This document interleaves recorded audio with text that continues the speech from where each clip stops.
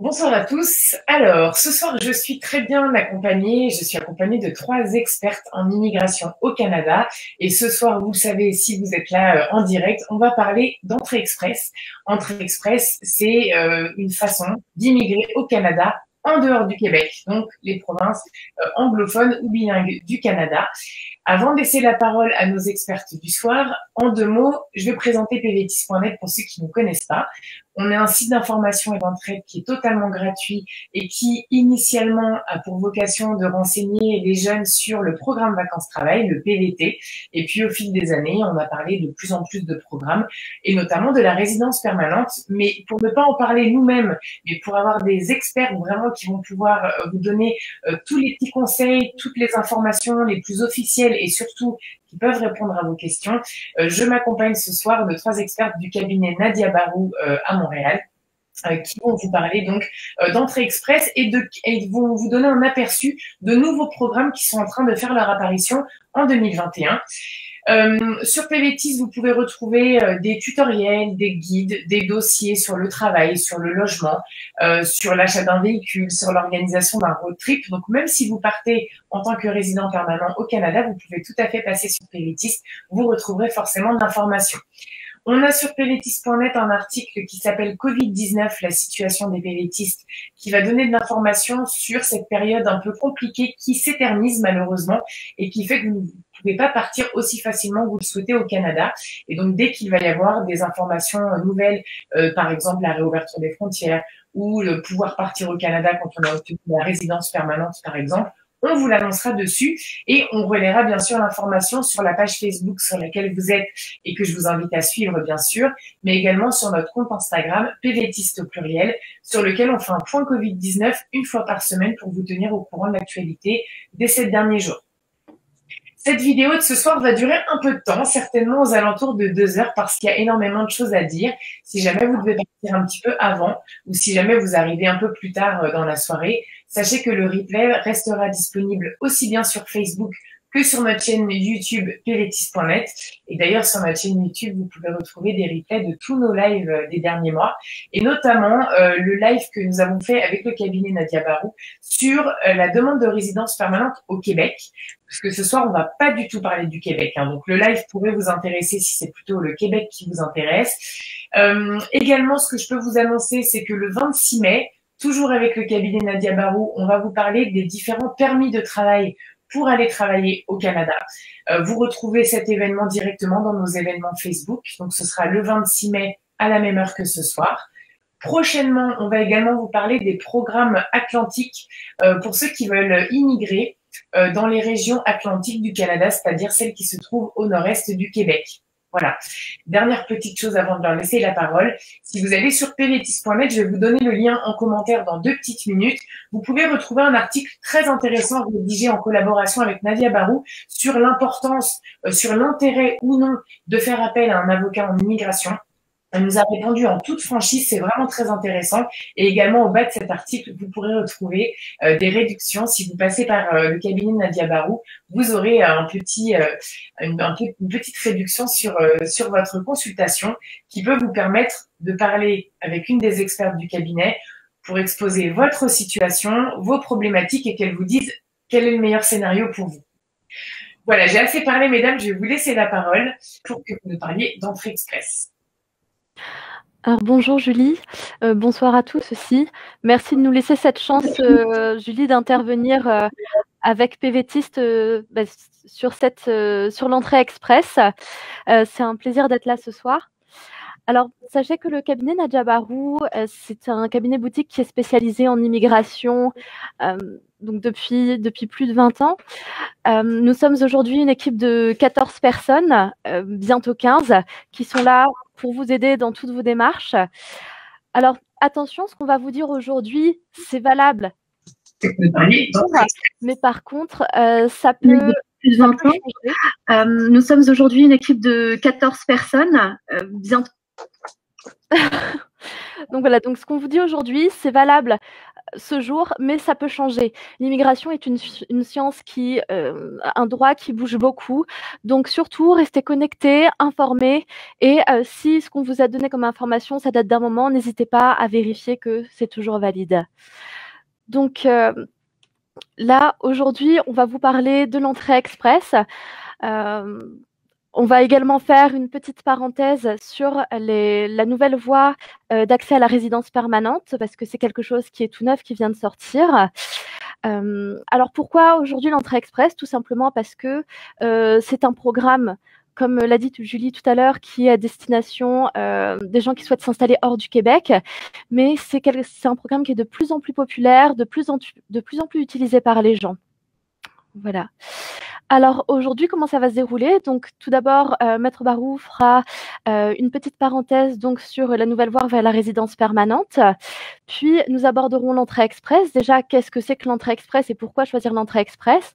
Les différents programmes et puis ensuite comment effectuer les demandes, qu'est-ce qui pourrait vous aider et au niveau des questions fréquentes, voilà, quelles informations vous avez besoin le plus de savoir.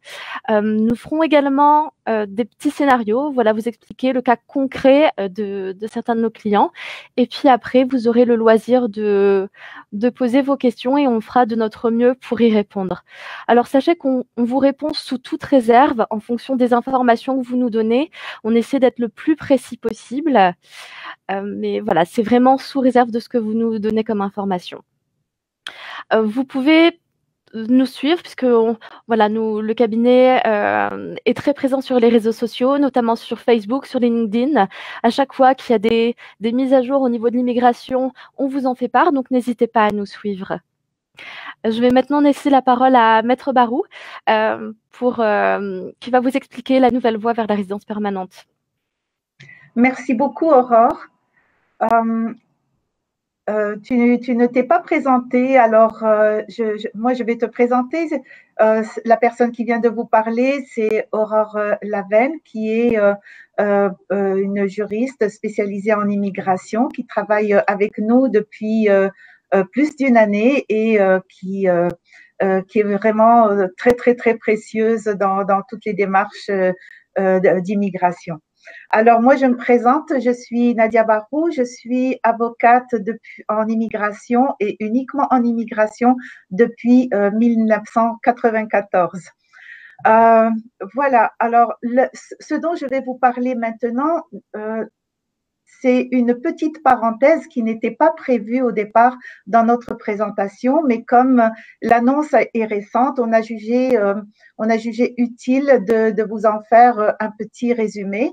Il s'agit de la nouvelle voie vers la résidence permanente qui vient d'être annoncée par le gouvernement du Canada et qui concerne les diplômés du Canada et les travailleurs dans les secteurs essentiels au Canada. Alors, c'est une nouvelle voie qui vient d'être annoncée, qui n'est pas encore en vigueur. Alors, elle entrera en vigueur le 6 mai 2021 et elle prendra fin le 5 novembre 2021. On ne sait pas si après le 5 novembre, elle va être prolongée, mais pour le moment, c'est limité au 5 novembre. Ça s'adresse uniquement aux candidats qui envisagent s'établir hors Québec et c'est important de tenir compte de cet élément-là. Il ne s'agit pas d'un moyen détourné vers la résidence permanente, un moyen détourné et plus rapide pour éviter les longues procédures du Québec. C'est destiné à ceux qui ont réellement l'intention de s'établir hors Québec. Alors, ça s'adresse aux personnes qui ont un statut de résident temporaire, donc qui sont soit étudiants internationaux ou travailleurs temporaires. Ça s'adresse aussi aux personnes qui sont présentes physiquement au Canada, qui sont présentes au Canada au moment où IRCC reçoit votre demande et jusqu'au moment où IRCC approuve votre demande. La personne doit être en emploi à la réception par IRCC et la catégorie d'emploi n'est pas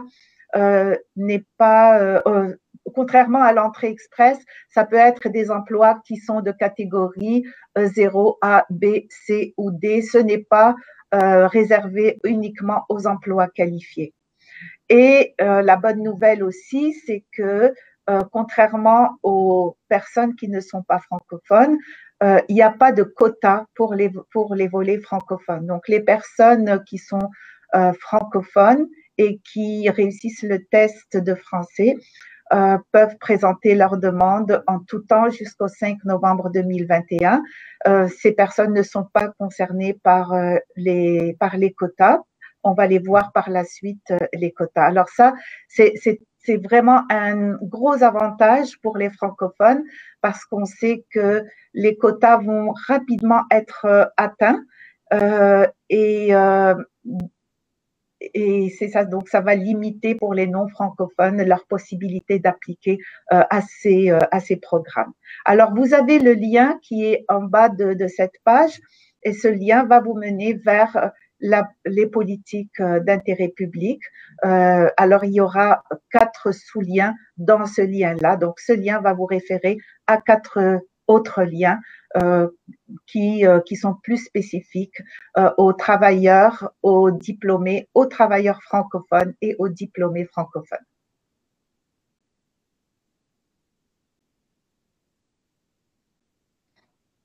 Alors, on va commencer par le volet travailleurs dans les secteurs essentiels. Alors, on va passer à travers les exigences. Il faut pour ce volet de travailleurs, il faut 1 année d'expérience de travail minimum, soit 1560 heures qui peuvent avoir été effectuées à temps plein ou à temps partiel, mais il faut que le total soit de 1560 heures et il faut que ces 1560 heures aient été effectuées dans les 3 dernières années. Alors, l'expérience doit avoir été acquise dans une des professions jugées essentielles. Donc, on a 2 volets. Il y a le volet A qui concerne les professions, surtout dans le domaine de la santé, et le volet B qui concerne les autres emplois essentiels. Alors, il peut y avoir une combinaison des 2 volets A ou B, mais on ne sait pas dans quelle mesure, on n'a pas encore de précision concernant cette combinaison et on devrait la voir d'ici le 6 mai. L'expérience acquise en qualité de travailleur autonome ne sera pas tenue en compte dans le cadre de ces programmes-là, sauf pour les médecins. Alors, les médecins qui ont une entente de paiement à l'acte avec le gouvernement peuvent se prévaloir de ce programme-là. Alors, même si le Québec n'est pas…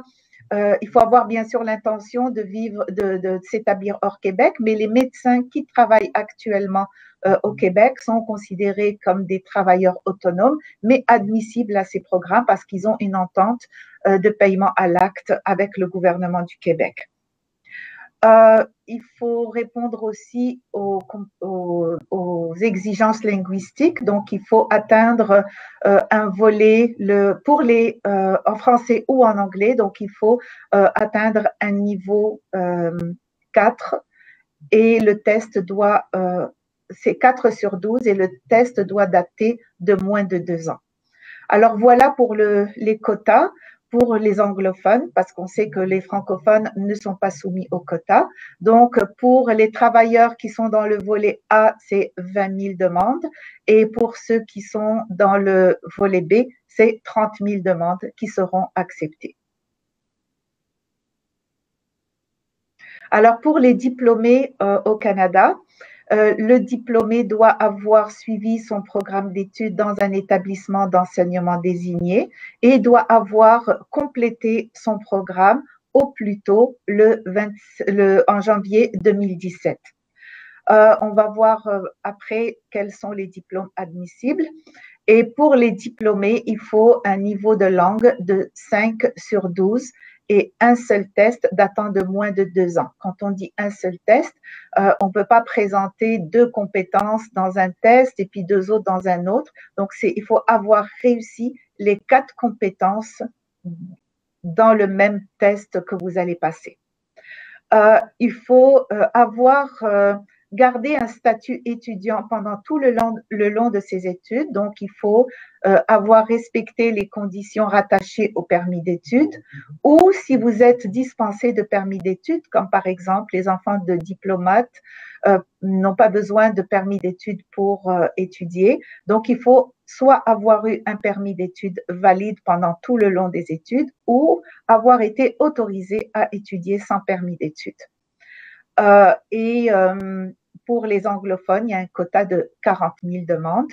Et bien sûr, pour les francophones, il n'y a pas de quota. Alors, les diplômes admissibles à ce programme. Alors, il y a le diplôme d'associé, le baccalauréat, la maîtrise, doctorat d'une durée minimum. Alors, ces diplômes doivent avoir une durée minimum de 8 mois. Ce sont des diplômes universitaires, sauf pour le diplôme d'associé. Alors, comme au fédéral, le DEC technique n'existe qu'au Québec, au fédéral, on va considérer un diplôme d'associé qui est d'un minimum de 2 ans comme un diplôme technique ou une majeure universitaire. En temps normal, ce sont des diplômes de minimum 2 ans et il faut que ça soit professionnel.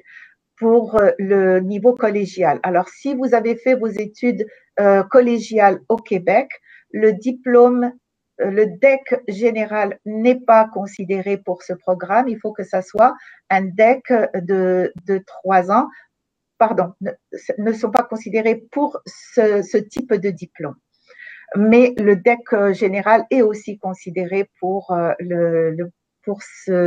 cette nouvelle voie vers la résidence permanente. Alors, les autres diplômes admissibles sont un certificat ou une attestation menant à un emploi dans les métiers spécialisés de l'annexe A. Donc, quelle que soit la durée de ce diplôme, s'il mène à un diplôme ou s'il mène à une attestation ou un certificat vers un métier spécialisé qui se trouve dans l'annexe A, ben, ça devient un diplôme admissible ou un certificat admissible pour cette nouvelle voie vers la résidence permanente. Un ou plusieurs diplômes, certificats ou attestations réunissant les conditions suivantes. Donc, durée minimum pour chaque diplôme doit être de 8 mois au moins, et la durée totale doit être équivalente à un programme de 2 ans, considéré 2 ans, donc c'est 16 mois d'études.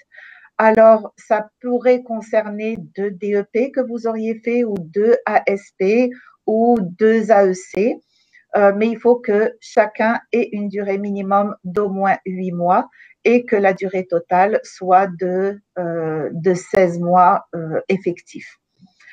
Là, il y a un petit clin d'œil pour les candidats du Québec, donc parce que le DEP et les ASP n'existent qu'au Québec. Donc, si vous avez complété un DEP et un ASP, de 900 heures minimum par programme et combinaison d'une durée minimum de 1800 heures. Si vous avez fait un DEP suivi d'une ASP, alors il faut que la totalité soit au minimum de 1800 heures, et même si l'ASP est inférieur à 900 heures. Voilà. Alors, des recommandations, des petits rappels importants. L'heure d'ouverture des programmes, c'est l'heure UTC, c'est-à-dire l'heure du Québec -4. Alors, c'est important d'être conscient de ça, surtout pour les non-francophones, sachant que c'est les premiers arrivés, premiers servis. Donc, et on sait que ça va partir rapidement. Donc, les non-francophones ont intérêt à être parmi les premiers à soumettre. Les demandes soumises doivent être complètes. On n'a pas encore la liste officielle des documents à joindre dans votre demande, mais on sait qu'il y a des documents essentiels, les attestations de travail, les fiches de paye, les attestations de scolarité, de diplôme, relevés de notes.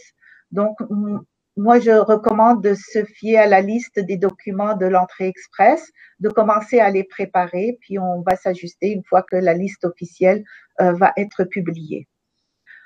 Il va y avoir un nouveau formulaire IMM8 qui va être mis en place sous peu.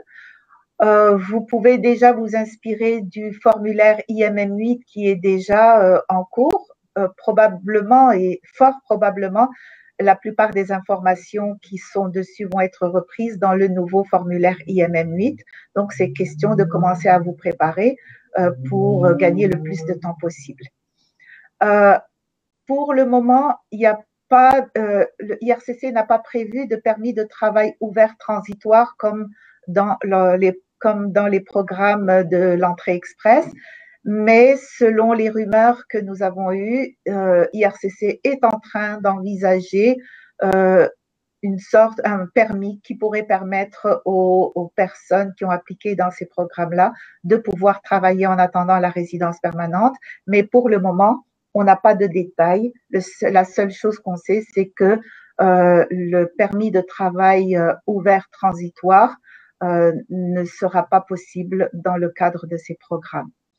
Les frais du gouvernement sont de 1050 $, donc c'est 550 de frais de traitement et 500 de frais relatifs au droit de résidence permanente. Et pour les enfants à charge, ça va être des frais de 150 $. Et l'élément le plus important, c'est de démontrer l'intention de résider au Québec. Alors, gardez à l'esprit que beaucoup de personnes vont vouloir en tout cas faire appel à ce programme pour éviter les longs délais et puis pour être sûr d'être admissible, parce qu'on sait qu'au Québec, actuellement, il faut avoir 2 ans de travail dans un emploi qualifié, et ces programmes qu'on vient de voir s'adressent aussi à des personnes qui n'ont pas des emplois qualifiés. Donc, on s'attend à une ruée vers ces programmes-là, et probablement le IRCC, fort probablement IRCC, va faire le tri, et puis va faire le premier tri qu'il va faire, c'est de s'assurer que la personne a véritablement l'intention de vivre hors Québec. Voilà, alors c'est pas un programme qui remplace l'entrée express, c'est un programme qui est une autre option pour ceux qui ne se qualifieraient pas dans un des programmes de l'entrée express.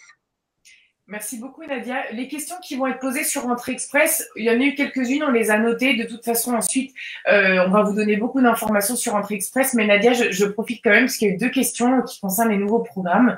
Quelqu'un demande, en tant que diplômé du Canada, est-ce que l'emploi occupé pendant la demande pour le nouveau programme peut être à temps partiel ou doit être à temps plein? Je crois qu'il y a une petite confusion peut-être entre diplômés et travailleurs. Alors, vous me corrigerez, Aurore et Ying, mais je ne pense pas que le temps plein soit exigé. Non, effectivement, pour les travailleurs, enfin pour ceux qui doivent démontrer 1 an en emploi, il faut que ce soit soit reconnu à temps plein, soit équivalent temps partiel.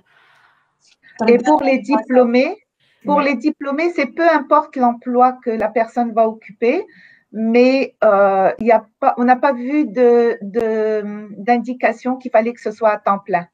Pour l'instant, c'est ça. C'est tout ce qui est indiqué pour le moment. On attend d'en savoir plus après, savoir s'il y aura des précisions là-dessus ou pas.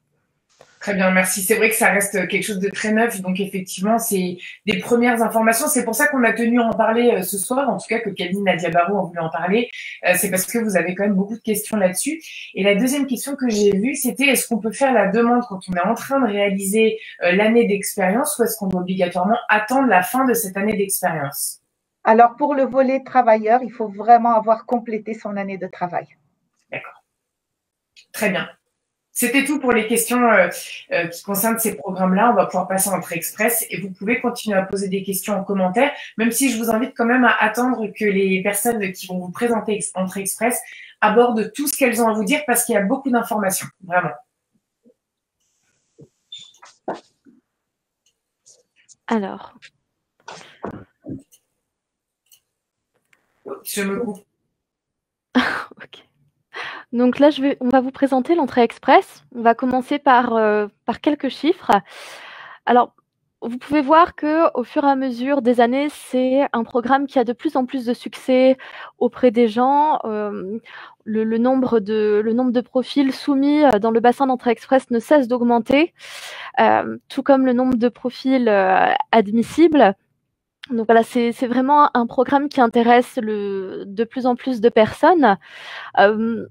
Là, vous pouvez voir que en plus, les gens, je ne sais pas si c'est ça, mais il y a de moins en moins de profils refusés par rapport, si on fait un comparatif par rapport au nombre de profils soumis et au nombre de profils admissibles. Mais voilà, c'est vraiment quelque chose qui a de plus en plus de succès, qu'on connaît de mieux en mieux. Et voilà. Et c'est vraiment quelque chose qui peut être très intéressant si vous ne souhaitez pas vous installer au Québec. Au niveau du profil de l'entrée express, des points sont accordés, ce qu'on appelle des points additionnels. Par exemple, si vous avez une offre d'emploi qui vous attend, donc un emploi réservé, si vous avez fait vos études au Canada. Et quelque chose qui est à prendre en considération pour les francophones, c'est vraiment la maîtrise du français. Le fait que le français soit votre langue maternelle ou que vous le maîtrisiez peut vraiment vous apporter des points au niveau de votre profil entrée express. Là, ce que vous pouvez voir, c'est la répartition des notes au niveau du système de classement global. C'est les points qui sont calculés donc, en fonction de votre profil. Donc là, ce sont les derniers chiffres qui datent du 26 avril. En général, ce qu'on constate, c'est que la plupart des gens qui reçoivent des invitations, c'est au-dessus de 450 points. Et en ce moment, ça tourne entre 460 et 480 points. Alors, je vais laisser la parole à Ying, qui va vous expliquer ce qu'est l'entrée express et puis pourquoi choisir ce système. Bonjour tout le monde, merci d'être avec nous. Merci Julie, merci Nadia, merci Aurore. Comme Maître Barou, ma collègue Aurore et Julie, vous avez mentionné l'entrée express. C'est vraiment un système très, très, très intéressant. Notez que l'entrée express n'est pas un programme d'immigration. C'est vraiment un système qui a été créé par IRCC et le système a été lancé en janvier 2015. C'est pour gérer les programmes dans la catégorie économique, notamment les programmes travailleurs qualifiés, l'expérience canadienne, métiers spécialisés et bien sûr les gens qui ont eu une nomination par une province, sauf le Québec. Donc, c'est vraiment un système que l'individu, donc vous, si vous êtes intéressé, si vous êtes qualifié, vous pouvez déclarer votre intérêt de venir installer au Canada. Ensuite, suite à votre déclaration, et l'IRCC, ils vont regarder les candidats qui sont dans le bassin de l'entrée express. Ils vont sélectionner les gens qui sont le plus susceptibles de réussir au Canada. C'est pour ça, les programmes gérés par l'entrée express sont devenus très, très, très bas. Je vous dirais, c'est difficile parce que on choisit vraiment les meilleurs des meilleurs. On va parler plus tard, c'est quoi les profils qu'on a besoin pour réussir votre projet d'immigration via l'entrée express plus tard. Donc, pourquoi choisir l'entrée express? Donc, déjà, c'est vraiment, moi, je l'appelle vraiment la voie royale pour devenir résidence permanente du Canada. Donc, si vous voudrez venir ici étudier, travailler, c'est parfait, mais vous aurez toujours le statut temporaire. Si vous voudrez rester ici titre permanent, on doit toujours trouver un moyen de le faire. Pourtant, si on a compétence, si on a toutes les qualifications demandées, on peut faire la demande via l'entrée express. Vous aurez le statut d'immigrant au bout de 6 à 8 mois après avoir soumis une demande complète. Ensuite, c'est en tant que francophone, il y a vraiment des avantages en tant que francophone. Donc, avant le 27 octobre, en tant que francophone, si on maîtrise pas l'anglais, on peut avoir 15 points additionnels ou bien 30 points additionnels si on maîtrise bien l'anglais. À partir du 27 octobre 2020, l'année dernière, l'IRCC, en fait, pour attirer les francophones installés vivre hors Québec, encore une fois, hors Québec, ils ont augmenté le pointage. Donc maintenant, si vous êtes francophone avec un niveau intermédiaire avancé, vous aurez 25 points sans l'anglais. Si vous avez un niveau débutant ou bien un peu élevé, CLB5 en anglais, vous aurez 50 points supplémentaires. C'est énorme, 50 points. C'est vraiment énorme. Et aussi, si vous êtes ici au Canada et que vous présentez une demande via l'entrée express, avec la soumission de votre demande en cours, vous pouvez demander un permis de travail ouvert. Vous n'oubliez pas, c'est un permis de travail ouvert. Ça veut dire que vous pouvez travailler, ne pas travailler, travailler à temps partiel, travailler à temps plein, peu importe quelle profession que vous souhaiterez. En tant que l'époux ou bien l'épouse ou bien conjoint de fait accompagné, vous pouvez demander aussi le permis de travail également. Et si le demandeur principal est éligible pour l'expérience canadienne, le demandeur principal n'a pas besoin d'être à l'emploi ou bien à temps plein ou bien 0 AOP pour que son époux, l'épouse, conjointe de fait, de faire une demande de permis de travail. Parce que normalement, pour que l'époux, conjoint de fait accompagné soit éligible à demander un permis de travail, le demandeur principal doit être à l'emploi, soit 0 AOP, ou bien avoir l'emploi à temps plein.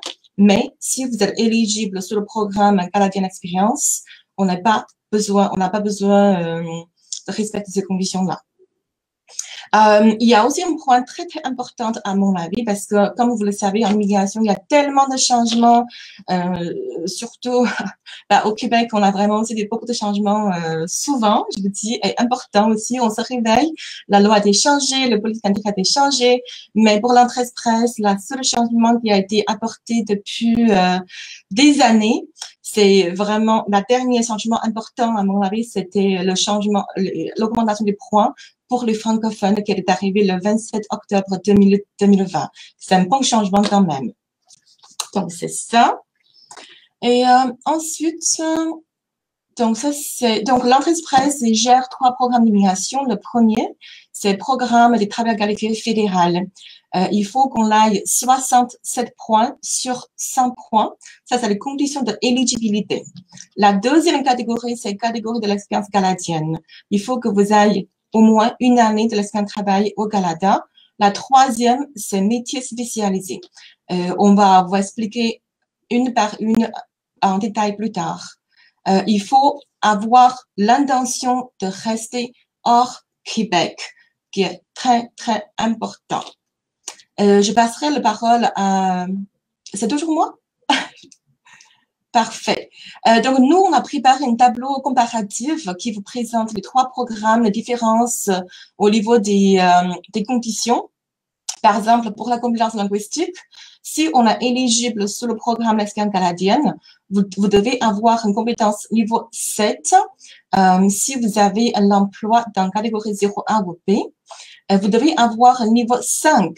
Si vous travaillez dans une profession au niveau de la CNP B, si on est qualifié pour les travailleurs qualifiés fédéral, il faut qu'on aille un diplôme, une compétence minimum niveau 7. Métier spécialisé, compréhension orale, expression écrite, compréhension, expression orale, il faut qu'on aille niveau 5. Les compétences écrites, il faut qu'on aille 4. Je vais juste arranger ça un peu trop grand. L'expérience de travail, il faut on aille l'expérience de travail dans niveau 0A ou B, 0A ou B, ou bien niveau B, mais pour les métiers spécialisés. L'expérience de travail, pour la première catégorie, il faut qu'on aille vraiment une année de travail dans les dernières 5 ans, dans les derniers 3 ans, excusez-moi, à temps plein ou bien temps partiel, avant la soumission de votre dossier, pour être éligible. Le deuxième programme, travail qualifié, il faut qu'on aille au moins une année d'expérience de travail continuée dans les dernières 10 ans. J'ai vu, il y a une petite question, si on a arrêté à travailler pendant 4 ans, est-ce qu'on peut être toujours éligible? Oui, c'est toujours possible, mais il faut qu'on regarde d'autres conditions. Okay? Pour un métier spécialisé, il faut qu'on ait au moins 2 ans ou bien 2 ans de travail dans les dernières 5 ans à temps plein ou bien temps partiel au Canada ou bien à l'étranger dans une profession de métier spécialisé. Très, très important, métier spécialisé. L'offre d'emploi.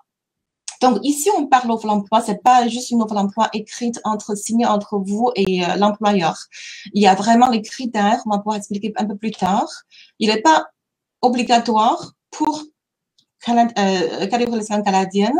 Il n'est pas obligatoire pour le travailleur qualifié fédéral, mais c'est obligatoire pour le programme métier spécialisé. Études. On n'a pas besoin d'avoir un diplôme minimum pour être éligible sur le CIC, Canadian Experience Class. On a besoin d'un diplôme minimum secondaire pour le programme travailleur qualifié fédéral. Il n'y a pas de condition pour le métier spécialisé. Ensuite, OK. Et là, on va pouvoir rentrer dans plus de détails par rapport au programme. Je laisse la parole à Madame Aurore. Elle va présenter le programme des travailleurs qualifiés fédéral. Merci Ying. Le programme des travailleurs qualifiés fédéral, c'est le premier programme géré par l'entrée express. Il requiert des exigences minimales. La première, c'est d'avoir de 67 points minimum. C'est le seuil de passage actuel. On va entrer dans les détails après, mais voilà, il faut arriver à avoir ces points pour pouvoir se qualifier au programme des travailleurs qualifiés. La deuxième chose, c'est d'avoir au minimum 1 an d'expérience de travail à temps plein. Qu'est-ce que c'est que le temps plein? C'est ici au Canada, c'est au minimum 30 heures de travail effectif par semaine. Bien sûr, il doit s'agir d'une expérience rémunérée, continue, et il faut que ce soit dans un code de la classification nationale des professions, donc la CNP, soit de niveau 0 qui concerne les postes de gestion, soit de niveau A qui concerne les postes professionnels, ou alors une catégorie de niveau B pour les emplois techniques.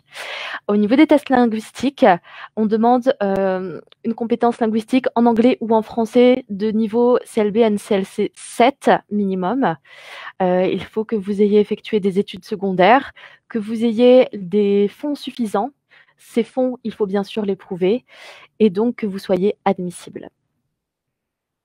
Au niveau donc de ce seuil de passage actuel de 67 points, vous pouvez l'atteindre grâce à différents critères. Tout d'abord, les compétences linguistiques. Avec votre maîtrise du français si vous êtes francophone ou anglais si vous êtes anglophone, ça peut vous apporter, selon votre niveau de maîtrise, jusqu'à 24 points. Et si par chance vous maîtrisez également une seconde langue, vous pouvez avoir 4 points encore additionnels si vous arrivez à avoir un niveau 5 minimum dans les 4 compétences. Vos études également peuvent vous rapporter des points. Selon votre niveau d'études, vous pouvez arriver jusqu'à 25 points.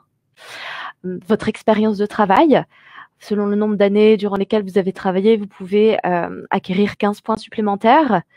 Si vous avez également un emploi qui vous est réservé au Canada, que vous avez une offre d'emploi valide, vous pouvez avoir 10 points supplémentaires.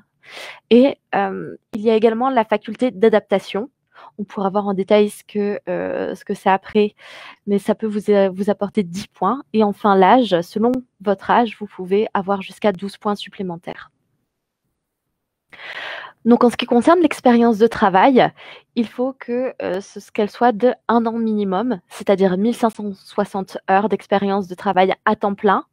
Comme je l'ai indiqué tout à l'heure, c'est 30 heures de travail effectif par semaine. Si vous ne travaillez pas à temps plein, vous pouvez acquérir cette expérience à temps partiel. Donc, mais bien sûr, il faut arriver également à 1560 heures. L'expérience que vous avez acquise dans ces emplois, il faut que ce soit des emplois du même code de la CNP, donc de niveau 0, A ou B. Cette expérience doit avoir été acquise durant les 10 dernières années. Et il faut que ce soit des emplois qui soient rémunérés et qui aient été occupés de façon continue. Au niveau de la compétence linguistique, que ce soit en anglais ou en français, comme indiqué tout à l'heure, il faut que ce soit de niveau 7. Alors, attention, vérifiez bien. Ne pensez pas que vous avez le niveau 7 par rapport, par exemple, si vous prenez un test TCF ou un test TEF Canada, souvent c'est A2, A1, B2, B1. Non, vraiment, prenez le nombre que vous avez obtenu, le score, et vérifiez qu'il correspond bien au minimum au CLB ou NCLC 7. En ce qui concerne les études, vous pouvez avoir obtenu un diplôme d'un établissement d'enseignement secondaire ou postsecondaire canadien qui est admissible et ou si jamais vous avez obtenu un diplôme à l'étranger, il faut le soumettre à un organisme agréé qui va donc donner une équivalence. Donc parmi ces organismes agréés, celui le plus populaire, de par ses délais de traitement rapides, c'est vraiment WES, World Education Services. Donc je sais que beaucoup de nos clients passent par cet organisme et les délais sont vraiment, vraiment honnêtes. Attention, si vous occupez une profession dans la médecine ou que vous comptez occuper une profession dans la médecine en arrivant, votre diplôme, il va falloir qu'il soit évalué par le Conseil médical du Canada. Donc c'est valable pour les médecins, la CNP 3113, pour les omnipraticiens et les médecins de famille, CNP 3112. En ce qui concerne les pharmaciens, si vous souhaitez garder cette profession au Canada, il va falloir faire examiner votre diplôme par le Bureau des examinateurs en pharmacie du Canada. Par contre, si vous souhaitez occuper un autre emploi que celui de pharmacien, vous pouvez faire appel à un des 5 organismes agréés. Donc, en ce qui concerne les preuves de fonds, là, vous voyez les fonds qui sont requis en fonction des nombres de membres de la famille. Alors, attention, il s'agit d'un seuil qui est, c'est le seuil minimum. On vous conseille vraiment d'avoir plus que les fonds indiqués. C'est toujours plus sécuritaire dans vos demandes. Donc, le nombre de membres de la famille, c'est-à-dire vous-même, votre époux ou votre conjoint de fait, vos enfants à charge, mais également les enfants à charge de votre époux ou conjoint de fait. Alors attention, même si les membres de votre famille ne vous accompagnent pas dans votre demande de résidence permanente, il faut qu'ils soient comptés lorsque vous prouverez les fonds requis. C'est-à-dire que si vous avez un conjoint à charge, mais que vous venez seul au Canada, c'est pas 12 960 $ que vous devez démontrer, mais 16 135 $ qui est le fonds requis pour 2 personnes. C'est la même chose que s'ils ne vous accompagnent pas, donc vous devez les compter, mais également s'ils sont résidents permanents ou canadiens, vous devez également les inclure dans le calcul du montant que vous allez devoir prouver. Si jamais vous êtes actuellement au Canada, autorisé à travailler, que vous détenez une offre d'emploi valide, vous n'avez pas besoin de démontrer ces fonds. Je vais maintenant laisser la parole à Nadia pour la catégorie de l'expérience canadienne. Alors, merci Aurore. Je vais vous parler maintenant de cette catégorie de l'expérience canadienne qui ressemble un peu à l'ancien programme de l'expérience québécoise, bien sûr avec des nuances. Alors, pour cette catégorie, pour ce programme-là, il faut avoir 1 an d'expérience de travail, c'est-à-dire 1560 heures. Ça doit être un travail à temps plein ou à temps partiel, mais il faut que les 1560 heures aient été cumulées dans les 3 années qui précèdent la demande. Et l'emploi doit être un emploi qualifié de catégorie 0 A ou B. Il peut y avoir des combinaisons de plusieurs professions de niveau 0 A ou B. Donc, vous pouvez avoir travaillé 3 mois dans une CNP, 6 mois dans une autre et 3 autres mois dans une autre CNP. La condition, c'est qu'il faut que toutes les 3 soient de catégorie 0 A ou B. Il faut aussi remplir les conditions linguistiques. Donc, vous devez démontrer une compétence linguistique en anglais ou en français de niveau 7 minimum de niveau 7 pour les emplois de 0 A ou B et de niveau 5 pour 0 ou A et de niveau 5 pour les emplois de catégorie B. Les expériences de travail accumulées sans statut ou à titre de travailleur autonome ou dans le cadre d'un stage relié à un programme d'études ne sont pas tenus en compte dans le calcul de l'année de travail admissible. Et dans cette catégorie, on n'exige pas de démontrer la capacité financière, donc il n'y a pas de preuve de fonds à fournir pour cette catégorie. Alors, là, je vais laisser la parole à Seying qui va vous parler des programmes des travailleurs de métiers spécialisés. Parfait, merci Nadia. Je veux juste ajouter une petite chose sur l'expérience canadienne. C'est vraiment la catégorie favorisée d'IRCC en ce moment, surtout avec la COVID. IRCC, il envoie seulement l'invitation à la catégorie l'expérience canadienne et les gens qui ont eu une nomination de la province à cause de la raison de voyage. Donc, si vous avez une année d'expérience de travail ici au Canada, dans le poste 0 A ou B, vous avez des compétences linguistiques demandées. Vraiment, n'hésitez pas. C'est vraiment le bon temps pour vous de lancer votre démarche dans l'entrée express via le programme CIC. La dernière ronde d'invitation, c'est arrivé hier. Donc, je pense qu'il y aura peut-être une ronde d'invitation aujourd'hui. Peut-être, encore une fois, juste pour le programme de l'expérience canadienne. Et c'est juste ça que j'aimais bien vous mentionner un petit peu. Et voilà, donc, la troisième programme géré par l'entrée express, c'est le programme des travailleurs de métiers spécialisés. Donc, on s'entend bien, c'est pour le métier spécialisé, c'est pas pour tous les métiers. C'est pour les métiers, par exemple, dans la code CNP 73, 72, 82, comme dans les professions de cuisinier ou bien de chef, des bouchers, des boulangers, etc. Si vous avez travaillé dans une autre profession qui n'est pas sur les groupes de CNP, on ne peut pas demander la raison de malade via ce programme-là. Et c'est un programme, je vous dis, très, très difficile. Il faut qu'on aille au moins 2 ans d'expérience de travail à temps plein ou bien à temps partiel équivalent dans les derniers 5 ans. Il faut qu'on aille une offre d'emploi validée. C'est ça qui est le plus dur, en fait. Ou bien un certificat de compétences dans le métier spécialisé. Et ce certificat, les conditions pour avoir le certificat, il varie selon la province. Les conditions pour avoir le certificat sont différentes en Ontario qu'en Alberta. C'est un peu difficile. Mais sinon, pour l'offre d'emploi à temps plein valide, ça veut dire quoi?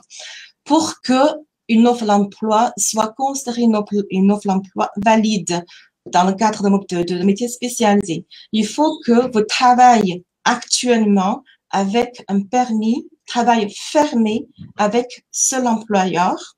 D'accord? Il faut que vous avez déjà travaillé au moins une année à temps plein avec ce employeur-là. Il faut qu'il soit un travail permanent. Excusez-moi, l'offre d'emploi doit être au moins de 12 mois après la délivrance de votre visa d'immigrant à temps plein. Il ne faut pas qu'il soit un travail saisonnier.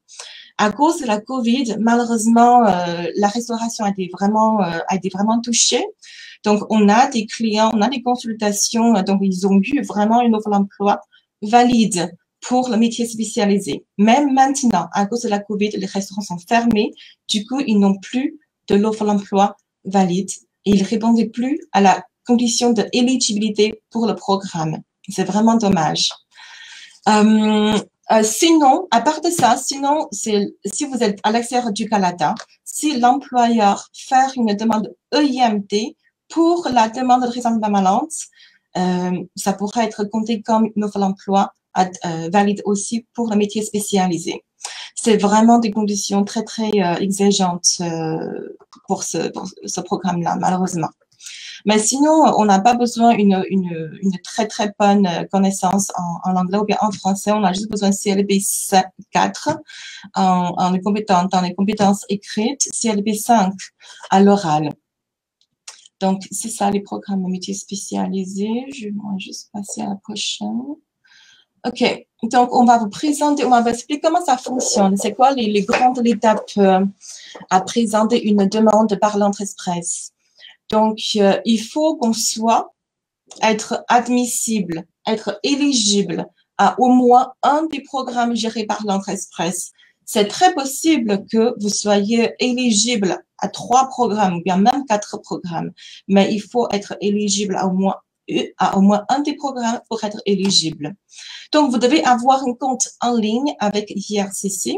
Vous allez créer votre profil et c'est là que vous allez rentrer l'information personnelle, votre diplôme, l'expérience de travail éducatif, le fonds que vous avez.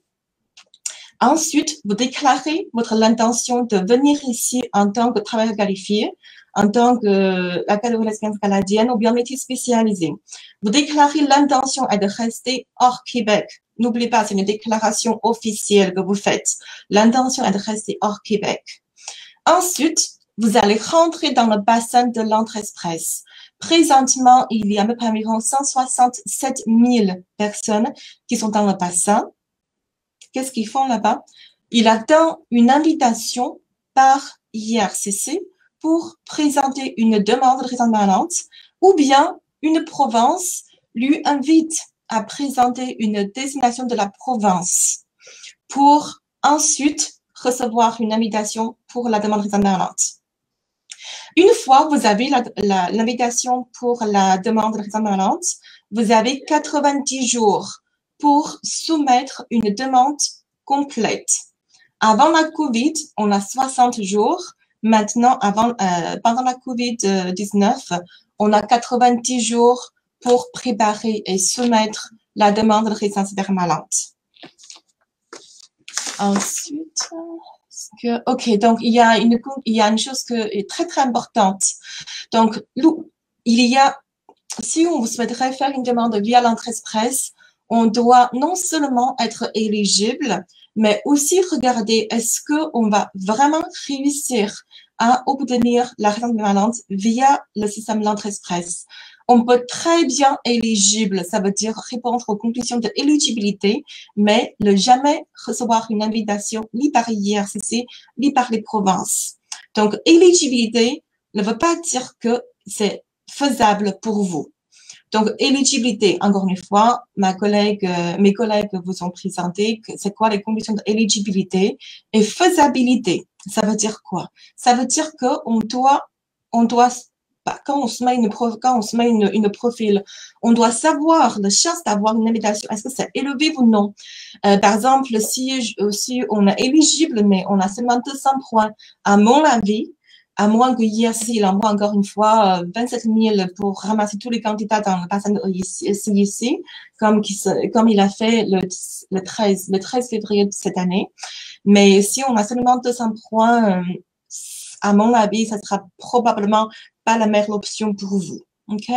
Il faut qu'on essaie d'avoir vraiment le meilleur classement dans le bassin de candidats. SCG, système de classement global. Ça veut dire qu'il faut qu'on tout essaye pour avoir le meilleur point, le plus de points possible pour augmenter les chances d'avoir l'invitation. Et quand on déclare l'intérêt, c'est vous qui avez rentré toutes les informations. Donc, vous avez dit, j'ai 3 ans d'expérience de travail comme manager en France. J'ai un master. J'ai un fonds de 15 000 $ pour moi-même de venir ici au Canada. Et puis, c'est là que vous devez démontrer les documents demandés dans le format XG. IRCC, ils sont très, très stricts quand ils traitent une demande de résidence permanente via l'Entreprise. Ils ne donnent pas vraiment une deuxième location de vous dire, OK, je ne suis pas convaincue que vous avez votre profession est manager, je vous refuse votre dossier. Ils vont pas vous donner une deuxième chance de fournir une autre attestation. Si vous avez déversé le certificat de police qui est déjà expiré, ça va être un rejet automatique. C'est pour ça, 1 sur 3 des dossiers ont été rejetés selon les statistiques TRCC. On va regarder un peu plus de détails pour le système de classement global. Et d'ailleurs, donc aujourd'hui, nous aimerions garder 10 minutes vraiment à la fin du webinaire pour faire une petite évaluation live. Donc, ça veut dire que c'est comme si vous venez pour une consultation, on va faire un petit calcul sur votre profil. Donc, j'aurai besoin de volontaires à la fin du webinaire pour le faire. OK, on revient sur le SCG. Donc, il y a 4 sessions quand on évalue votre profil. La première, c'est les facteurs de base du capital human. Ça veut dire vous, l'âge, niveau de scolarité, compétences linguistiques, l'expérience de travail au Canada. Donc, il y a, avec cette section-là, on peut avoir 460 points ou bien 500 points. La deuxième facteur, c'est l'époux ou bien conjointe. Et bien sûr, si vous voudrez inclure votre époux, épouse, conjoint, conjointe, vous devez fournir la preuve de relation. La deuxième, c'est les facteurs de transférabilité de compétences. Donc, si vous avez un niveau de linguistique très élevé avec un diplôme master, on aura 50 points. Si vous avez l'expérience de travail au Canada, l'expérience de travail à l'étranger, tout dépend du nombre d'années, on va avoir des points associés également.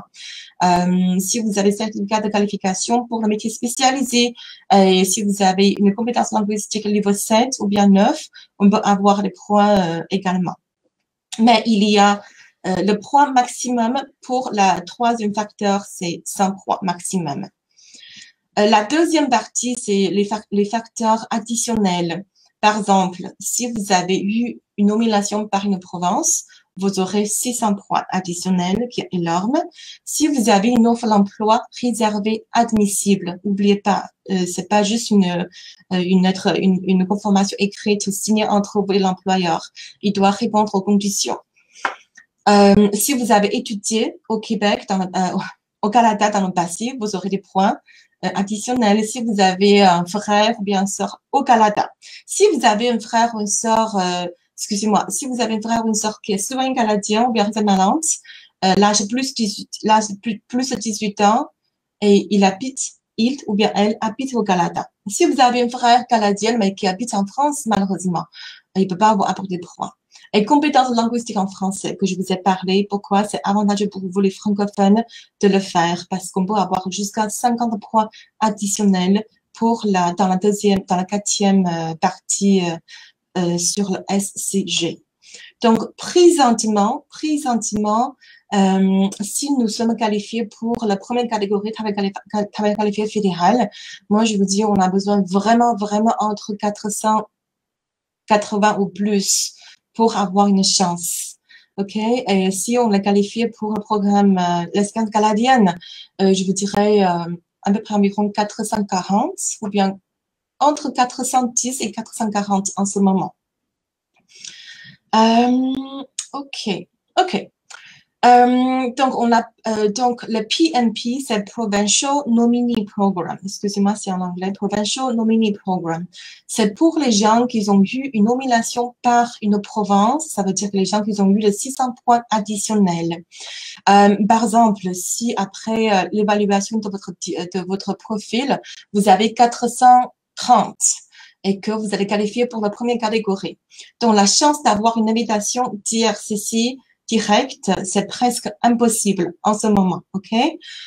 Mais si vous êtes francophone, vous avez un diplôme baccalauréat ou plus, vous avez un niveau 7 en français, un niveau 6 en anglais, vous avez 2 ans d'expérience de travail dans les derniers 5 ans au niveau 0,1 ou B, vous répondez parfaitement et que vous avez l'intention de rester à Ontario, vous répondez parfaitement le volet francophone de Ontario. Et ça veut dire qu'il y a une forte chance pour vous d'avoir une invitation par la province d'Ontario et vous devez faire la demande auprès de la province Ontario. Si c'est approuvé, vous aurez le 600 points additionnels. À la place de 430, vous aurez 930. Donc là, ça change vraiment l'histoire. Et je peux vous dire que si vous avez 930 points, c'est garanti d'avoir une invitation d'IRCC par la suite. Quand on peut penser à avoir une invitation de la province? Si vous avez un lien fort avec la province, par exemple, vous avez travaillé, étudié en Alberta, vous avez un frère ou bien une sœur qui est en Alberta, vous travaillez dans le domaine de pétrole en Alberta. Donc, la province en Alberta peut vous envoyer une invitation parce qu'il pense que vous avez un lien fort avec la province Alberta. Et d'ailleurs, la province Alberta, il envoie des invitations pour les candidats dans le bassin de l'entrée express avec les points d'âge de 300 points et plus. Donc, si vous avez 300 points et vous avez des liens avec Alberta, il y a une forte chance pour vous d'avoir une invitation du gouvernement Alberta. OK? Mais faire attention parce que ça, c'est vraiment une étape additionnelle dans l'entrée express. Ça veut dire qu'on doit répondre aux doubles exigences établies par IRCC pour les programmes gérés par l'entrée express et aussi les conditions établies par la province. Et bien sûr, il y a les frais et les délais supplémentaires que vous devez payer à la province pour qu'ils traitent votre dossier. Donc, désignation de la province, de PMP, ok? Donc, il faut que vous répondez le critère de base pour le programme fédéral. Comme je vous ai dit, double exigence. Il faut que vous ayez un profil Entrée Express actif. Une fois vous créez votre profil, il est valide pour 12 mois. Il faut que vous avez un profil valide dans l'Entrée Express. Vous recevrez l'invitation par une province, Ontario, Nouveau-Brunswick, Nouvelle-Écosse, la Colombie-Britannique, etc. Une fois la demande auprès de la province approuvée, vous allez avoir 600 points additionnels. Vous allez retourner dans le bassin de l'entrée express. Et là, vous allez attendre une invitation à présenter une demande de résidence permanente par IRCC. Et une fois c'est approuvé, vous allez avoir la résidence permanente comme la résidence permanente comme le statut d'immigrant. Donc, en 2020, à cause vraiment, c'est l'impact négatif de la COVID sur le programme géré par l'entrée express. En 2020, pendant 4 mois presque, IRCC, ils n'ont pas envoyé l'invitation dans toutes les catégories. Ils ont envoyé l'invitation dans la catégorie CIC, les gens qui ont travaillé ici au Canada, et les gens qui ont eu une nomination de la province. Et maintenant, on voit que ça répète. Depuis janvier 2021, aucune invitation a été envoyée aux candidats qui sont éligibles pour travailler dans les filles fédérales et métiers spécialisés. Toutes les invitations ont été envoyées pour le CIC et les gens qui ont eu une nomination de la province. Jusqu'à date. Hier, c'est ça, oui, c'est hier, ils ont envoyé pour le PMP. Je pense qu'aujourd'hui, ça se peut qu'ils étaient envoyés aujourd'hui, maintenant, pour le CIC. Donc, c'est ça. OK. Je laisse la parole à Aurore pour vous présenter comment vous pouvez augmenter le pointage, qui est important. Alors, tout d'abord, sachez que pour les candidats qui sont au Québec, il n'y a aucune restriction pour prendre en compte les expériences, qu'elles soient professionnelles ou éducatives, que vous avez acquises ici dans la province du Québec. Ce sont des emplois, des diplômes que vous avez passés au Canada et donc, à ce titre, ils sont pris en compte. Il n'y a pas d'interdiction pour les candidats qui résident au Québec au moment de la soumission de leur demande, donc de présenter une demande d'entrée express. Et une offre d'emploi qui est réservée pour vous au Québec peut également compter. Mais voilà, attention, plus vous avez de liens avec le Québec et plus il va être difficile de prouver votre intention d'aller hors du Québec. Plus vous avez de liens, moins l'agent risque de croire que vous avez l'intention de vous établir ailleurs. Donc, il y a des éléments qui sont à considérer, à prendre en compte en ce moment, des choses qui pourront vous aider pour démontrer votre intention de résider hors Québec.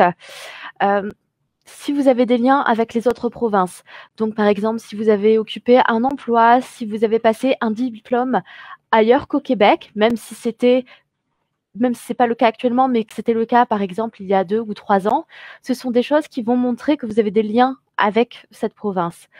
Si vous avez réussi à obtenir une offre d'emploi dans une autre province, vous pouvez également garder la trace de toutes les candidatures que vous faites pour une province en dehors du Québec. Ces candidatures, ce sont des preuves que vous souhaitez quitter la province du Québec. Si vous avez loué un bien ou que vous avez acheté un bien à l'extérieur du Québec, si vous avez établi un réseau, qu'il soit professionnel ou social à l'extérieur du Québec, Si vous avez des gens que vous connaissez, des gens avec qui vous avez des liens à l'extérieur du Québec, ils peuvent vous faire des lettres d'appui et qui viendront appuyer votre intention d'aller vivre hors du Québec. Et tout ce qui est voyage exploratoire, vacances, visites, tout ça, ce sont des éléments qui peuvent jouer dans votre intention de résider hors du Québec. Donc vraiment, gardez des preuves de tout ça et joignez-les à votre demande d'entrée express. Ying, je te laisse prendre la suite. Les éléments qui pourront aider les gens à augmenter leur pointage. Ok, parfait. Okay, je vais juste mettre ça, agrandir. Ok, donc je vois, il y a déjà des questions posées dans le chat box venant des publics concernant comment augmenter le pointage. Donc, être francophone, tout simplement, vous aurez 25 points additionnels. Ça veut dire que vous allez choisir français comme votre première langue officielle. Augmenter votre compétence en anglais. Et ceci dit, je vous conseille vraiment fortement de bien préparer pour les tests linguistiques. Vraiment, les tests ne sont pas faciles, c'est difficile. Il faut qu'on connaisse bien les stratégies, les tests. Je suggère à tous mes clients de bien préparer, de même suivre les cours préparatifs pour avoir les meilleures notes. Parce que les compétences linguistiques, c'est vraiment le seul élément qu'on peut contrôler, qu'on peut améliorer dans le temps, dans un délai très court.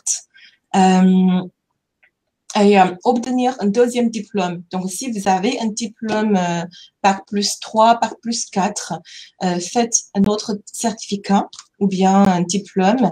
Et là, vous aurez, à la place d'avoir les points pour le diplôme baccalauréat, vous aurez les points pour les diplômes baccalauréat et le certificat. Et donc, ça, c'est beaucoup plus de points. Et je crois que c'est 30 points additionnels pour cela.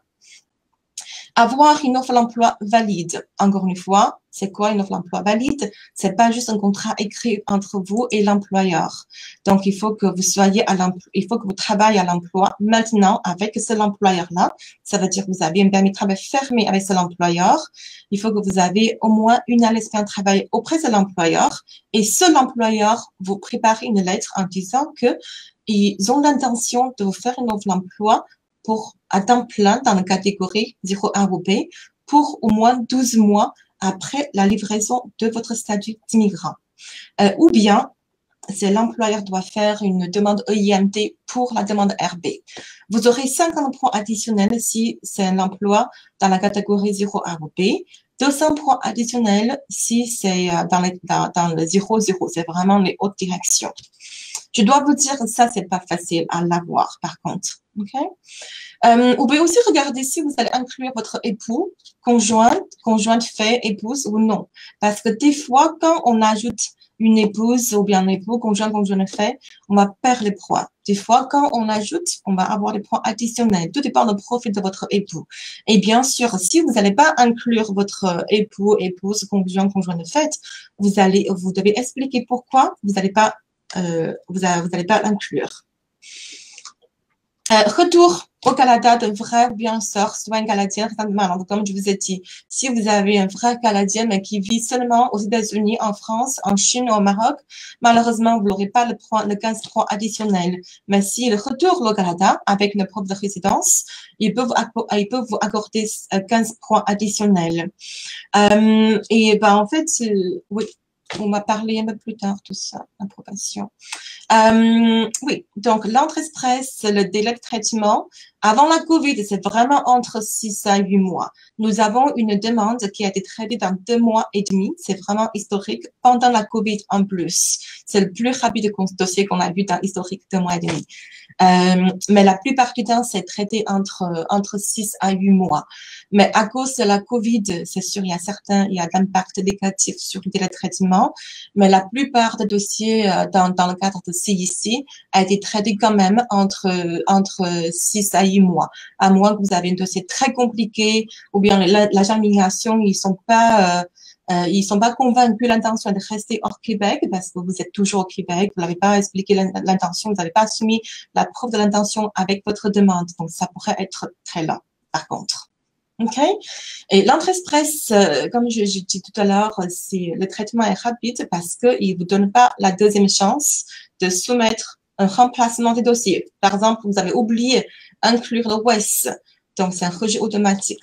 Vous avez téléchargé un certificat de police qui est déjà expiré, automatique rejet. Dans votre lettre de l'employeur n'a pas mentionné tous les éléments demandés par IRCC, rejet automatique. Vous n'avez pas fournir des preuves de fonds suffisants, rejet automatique. Il ne va pas vous demander, OK, je ne suis pas convaincu, envoyez-moi dans les 30, 40, 60 jours. Malheureusement, non. Donc, il est très, très, très, très important pour vous d'être très, très rigoureux et dans votre préparation de dossier. Vraiment, c'est très, très important. OK, question. OK, donc nous, on a préparé certaines questions très, très fréquentes.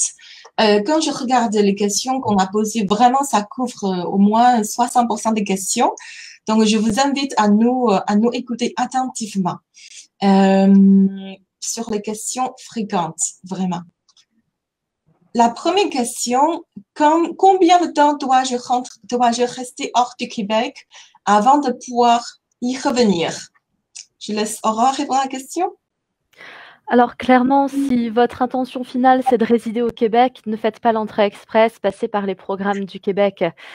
Dans les textes, il n'y a rien qui oblige à rester un certain nombre de temps à rester au Québec. Néanmoins, on sait que ça peut éventuellement avoir une incidence lorsque vous renouvellerez votre carte de résident permanent, le fait que vous ne soyez pas resté hors du Québec. Voilà, donc vraiment, on insiste beaucoup là-dessus, mais si votre intention, c'est de résider au Québec, ne passez pas par l'entrée express. Vraiment, ce programme n'est pas pour vous. Alors, moi, j'ai vu passer dans les questions quelqu'un qui demande est-ce que, après avoir eu ma résidence permanente par le biais de l'entrée express, est-ce que 4 ans après avoir vécu en Ontario, est-ce que je peux retourner au Québec? Alors, moi, je répondrais oui, parce que quand même 4 ans, ça, c'est plus qu'une intention. Et il faut pas oublier que la Constitution canadienne, elle permet à toute personne de s'établir là où elle veut. Donc, il n'y a pas vraiment un délai déterminé pendant lequel vous devez vivre absolument hors Québec. C'est pas dans les règlements, c'est pas dans la loi. On vous dit pas combien de temps vous devez vivre hors Québec, mais c'est une question d'appréciation puis de raisonnabilité. C'est sûr que si vous avez votre résidence permanente et que vous ne vivez pas du tout hors Québec, vous allez avoir des problèmes au moment de renouveler votre carte de résidence ou au moment de demander votre citoyenneté canadienne. Donc, il faut démontrer quand même la bonne foi. C'est ça l'élément principal, c'est la bonne foi. Démontrer votre bonne foi, expliquer pourquoi vous n'avez pas pu finalement vous établir hors Québec. Ça peut être parce que j'ai rencontré ma conjointe et puis ma conjointe vit au Québec et je pouvais pas vivre loin d'elle. Ça peut être aussi, j'ai commencé à travailler en Ontario puis on m'a fait une offre que je pouvais pas refuser au Québec. C'est des éléments raisonnables, mais il faut quand même convaincre l'agent de votre bonne foi.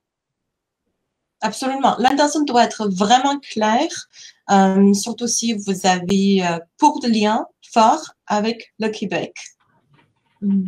N'oubliez pas, vous avez fait une déclaration déclaration officielle en disant que vous souhaiterez installer hors Québec. C'est pour cela qu'on vous a accordé la résidence permanente.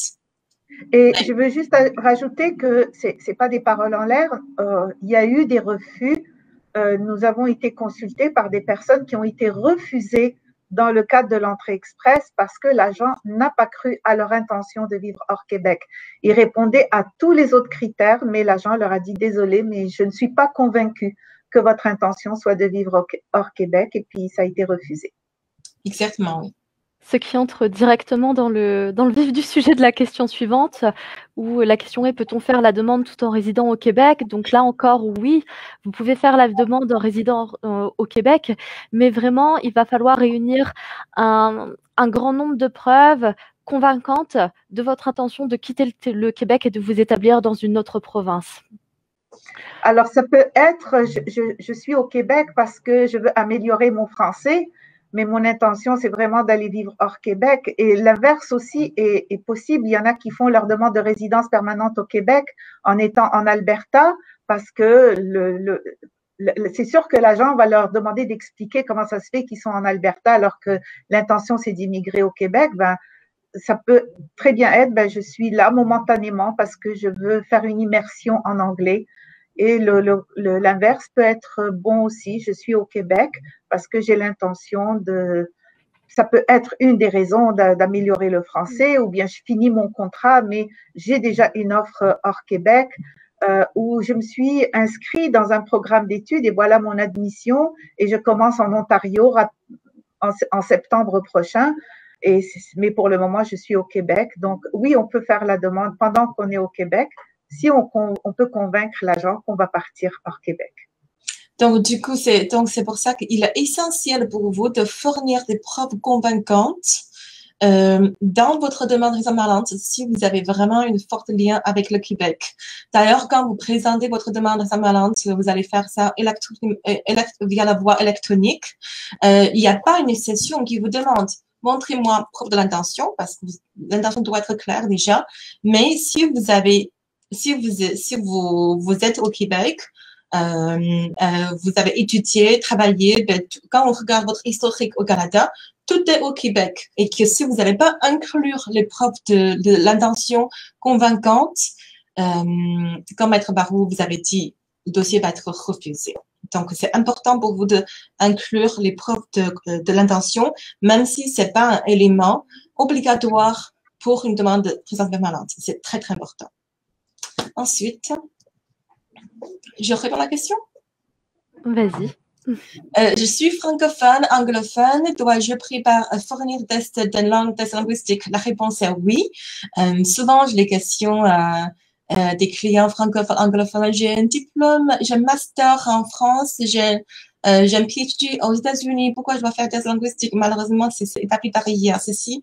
Oui, on doit absolument fournir des tests linguistiques pour une demande via l'entrée express.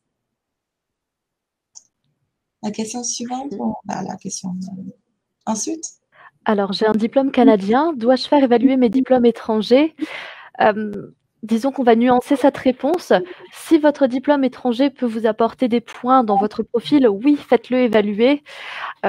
Par contre, effectivement, s'il ne vous apporte pas de points supplémentaires, là, ce n'est pas la peine. Alors, pour prendre 2 exemples, imaginons que vous avez, je ne sais pas moi, une licence en France et que vous faites un certificat d'1 an au Québec. Donc, dans ce cas-là, faites évaluer votre diplôme français, vous aurez des points supplémentaires. Par contre, si vous faites une maîtrise ici au Québec ou au Canada, peu importe, mais si vous faites une maîtrise au Canada, et que vous avez des diplômes inférieurs en France, là, par contre, ça ne vaut pas la peine de faire évaluer donc votre diplôme. Voilà, donc vraiment, tout est question. La question est de savoir, est-ce que ces diplômes vont m'apporter des points? Super. Le délai de traitement, on a parlé un petit peu tout à l'heure, donc présentement, pour les catégories de l'expérience canadienne, c'est environ entre 6 à 8 mois, je vous dirais. Au moins, les dossiers qu'on a traités, c'est entre les délais-là. Mais c'est vraiment pour les dossiers simples. Si vous avez un dossier compliqué, si vous avez une situation un peu particulière, ou bien si l'agent a une doute, le traitement va être beaucoup plus lent. Pour les traitements dans les catégories de travail qualifié, ça veut dire les personnes ne sont pas ici au Canada, la plupart du temps, ils ne sont pas ici au Canada. Donc, le traitement, à mon avis, présentement, c'est très, très lent parce que même si on vous accorde la résidence permanente, vous ne pouvez pas venir ici à cause de la COVID. Donc, le traitement, ça varie en tout temps, à surveiller de près. La question suivante. Oui, alors quand vais-je recevoir une invitation à présenter une demande de résidence permanente? Donc ça, c'est une étape qui vient après la soumission du profil, comme l'expliquait ma collègue Ying tout à l'heure, il y a des rondes d'invitation et c'est à ce moment-là que vous êtes susceptible de recevoir une invitation à présenter votre demande de résidence permanente. En ce moment, pour la catégorie de l'expérience canadienne, elles ont lieu toutes les 2 à 3 semaines et par contre, on n'en a pas eu depuis le début de l'année pour les 2 autres programmes, donc à savoir les métiers spécialisés et puis les travailleurs qualifiés, donc le programme fédéral. Voilà. Donc, on a fait le tour des questions fréquentes. On a quelques petits scénarios de choses qui pourraient vous concerner, vous montrer un petit peu aussi comment ça se passe. Mais, oups, mon micro, excusez-moi de vous interrompre. Je voudrais juste vous dire que IRC vient d'envoyer 6000 invitations pour la catégorie de l'expérience canadienne. Le minimum pointage qui a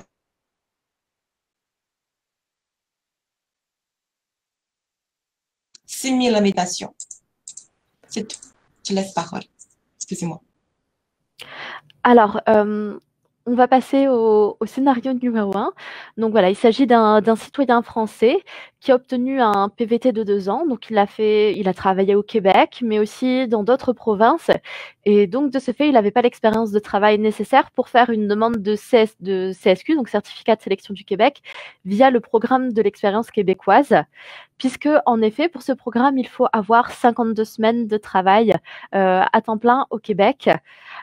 Donc, forcément, donc au départ, la première stratégie, sa stratégie, ça a été, pour arriver à atteindre les 52 semaines de travail nécessaires, ça a été de demander une prorogation de son PVT. Bon, cette demande a malheureusement été refusée, ce qui était de toute façon attendu. Il s'est retrouvé sans statut, sans emploi, et donc dans l'impossibilité de faire une demande de certificat de sélection du Québec. Donc, il est venu au cabinet faire une consultation.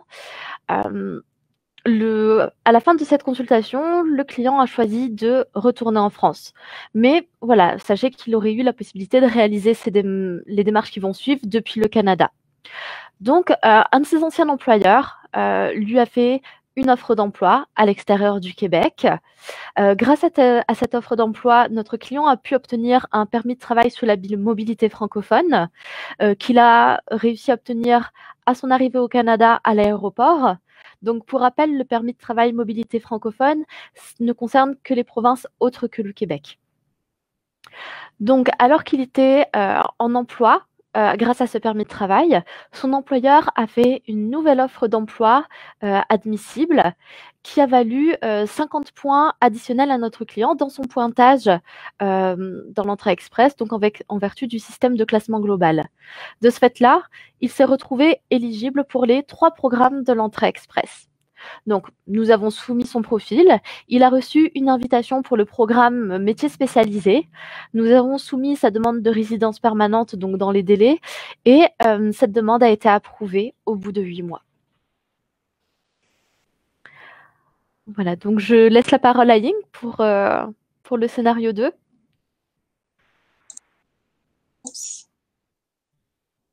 En fait, durant mes consultations, ça arrive souvent, on me demande comment je peux aller étudier ou bien travailler au Canada. En fait, à ma grande surprise, c'est pas vraiment une surprise parce que je savais qu'ils vont être éligibles pour l'entrée express. Donc, c'est un citoyen marocain. Il voudrait prendre une consultation pour les permis d'études. Donc, en fait, en lui parlant, j'ai réalisé qu'il répond parfaitement au profil il est éligible pour le travail qualifié fédéral. C'est un jeune Marocain. Je pense qu'il a à peu près 29 ans. Diplômé master, parfaitement bilingue. Il est super bon en français et en anglais. Il a travaillé 2 ans au Maroc. Donc, à la place de lui faire un permis d'études, je lui ai dit, monsieur, si vous faites un permis d'études, c'est une demande temporaire. Là, vous allez, après avoir étudié ici au Canada, payer les frais internationaux, vous voudrez toujours demander la permanente. Mais maintenant, je vous dis, on peut essayer de faire la demande permanente dès maintenant. Donc, il est très content. Donc, on a soumis le profil. Il a eu une invitation par la province Ontario. Donc, il a reçu 600 points additionnels. Il a reçu une invitation par IRC. Par la suite, on a eu la demande RB approuvée dans 2 mois et demi. Ça a été arrivé en plein de COVID. Donc, on est très, très content pour ce client-là. Ok, les questions-réponses. Donc là, on a les questions-réponses? Oui. Parfait. Tout à fait. Je vous mets tout à l'écran et je... Alors, pour information, on a trouvé nos 2 personnes pour les évaluations. Elles seront disponibles un petit peu après pour vous donner leurs informations personnelles pour voir si elles sont éligibles. Donc, par rapport aux questions-réponses, j'espère ne pas faire de doublons parce que c'est vrai que je vous écoutais en même temps, je regardais les questions. Il y a plusieurs personnes qui se demandent, comme depuis mars 2020, on ne peut pas partir valider sa résidence permanente si on l'a obtenue après le 18 mars 2020. Est-ce que vous avez des informations là-dessus sur quand on pourra partir la valider? Alors malheureusement, on n'a pas encore d'explications, de détails ou quoi que ce soit. On est conscient, c'est vraiment malheureux pour les personnes qui ont eu leur approbation après le 18 mars et qui ne peuvent pas venir. Beaucoup avaient vendu leur maison, enlevé les enfants de l'école, démissionné. Et il y en a même qui se sont essayés et qui sont venus au Canada et qui ont été retournés dans leur pays. Donc, on est en période de pandémie et puis il faut limiter le plus possible les déplacements. Les seules personnes qui sont admises actuellement, qui ont eu leur approbation, qui sont admises, c'est ceux qui peuvent bénéficier des restrictions de voyage, donc qui ont un parent, un membre de la famille proche au Canada. Très bien, merci beaucoup. On a 2 questions par rapport aux preuves de fonds. Alors, on me demande, est-ce que c'est demandé dès le début ou est-ce qu'on peut la démontrer plus tard? Si on est accepté, je sais que j'aurai les fonds demandés en vendant ma voiture ou ma maison, par exemple. Et la deuxième, c'est, est-ce qu'il est obligatoire d'avoir une preuve de fonds si on a une promesse d'embauche? Je vais répondre à la question, ça va? Donc, quand vous allez soumettre votre profil, il y a une question, combien de l'argent vous avez pour venir ici, une fois on vous accorde la permanente. Donc, c'est là que vous devez déclarer le montant exact. Donc, si vous êtes une personne, je crois que c'est 1200, non, c'est 12 900 quelque chose. Donc, c'est là que vous devez déclarer. Donc, si vous déclarez, vous aviez 15 000 $ et en fin de compte, quand on soumet la demande RB, vous n'avez pas de 15 000 $ à leur déclaration, ça pourrait causer une fausse déclaration. Donc, il faut que vous avez le montant. Quand vous faites la déclaration, ça veut dire soumettre votre profil jusqu'à l'obtention ou bien l'activation de votre statut d'immigrant à l'aéroport. Par exemple, vous avez l'argent avec vous, il n'y a aucun problème, mais quand vous devrez venir ici pour activer votre statut d'immigrant, l'agent d'immigration, il va vous demander combien d'argent vous avez? Vous dites que j'ai juste 3 000 $. Il va annuler votre statut d'immigrant. Donc, il faut avoir le fonds quand vous déclarez votre intérêt et quand vous serez venu à l'aéroport pour l'activer. C'est très, très important. Si vous n'avez pas le fonds maintenant, faites tout ce que vous pouvez le plus vite que possible. Attendre peut-être 6 mois parce que quand on soumet la demande RB, on a besoin d'inclure des preuves de fonds, des relevés bancaires pour les derniers 6 mois. Donc, attendez 6 mois avant d'envoyer votre demande RB. Comme ça, le mois où il y a un grand dépôt ne sera pas être envoyé à IRCC. Très bien. Merci beaucoup.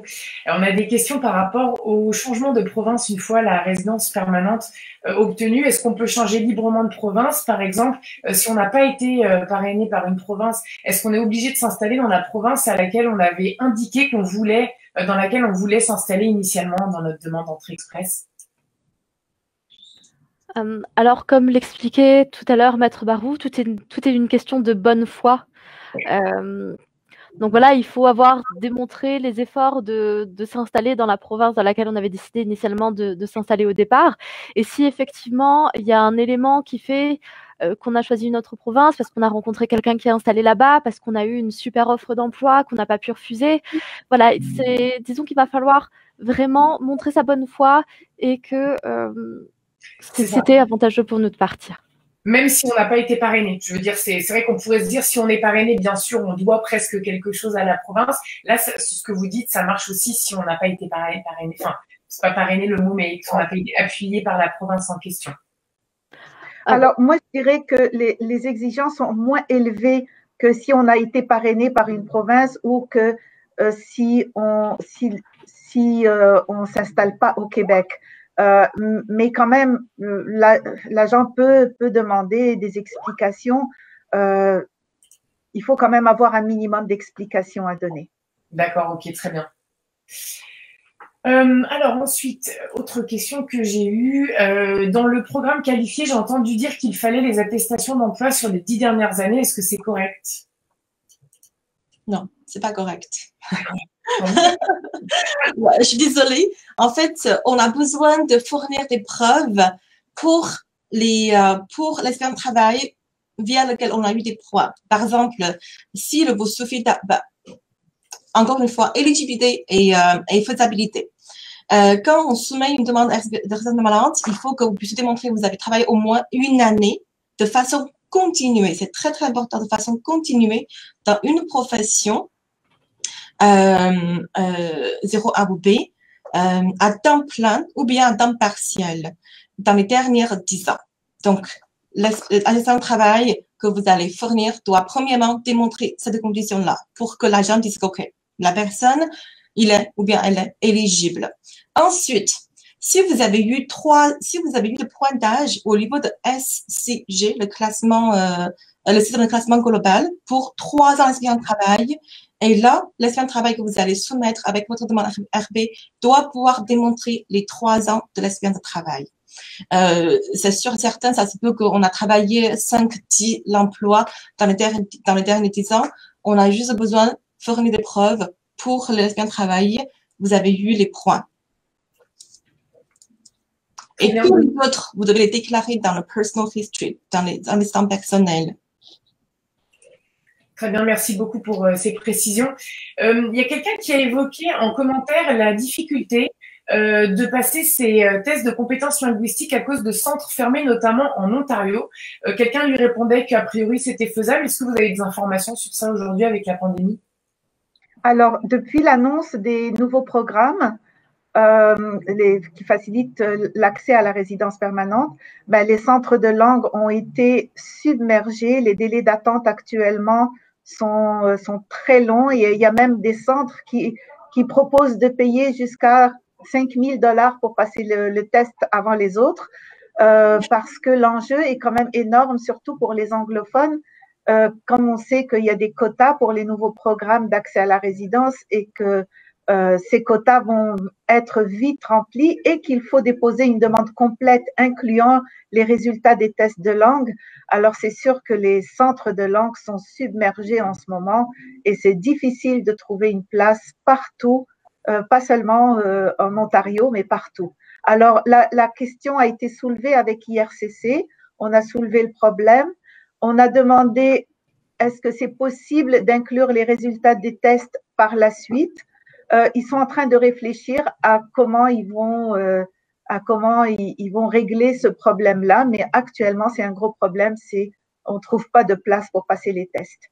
Okay. Je pense que si je ne me trompe pas, le test linguistique CELPIP en anglais, hier ils ont créé d'autres centres, ils ont augmenté leur capacité de prendre les candidats hier, à vérifier avec CELPIP.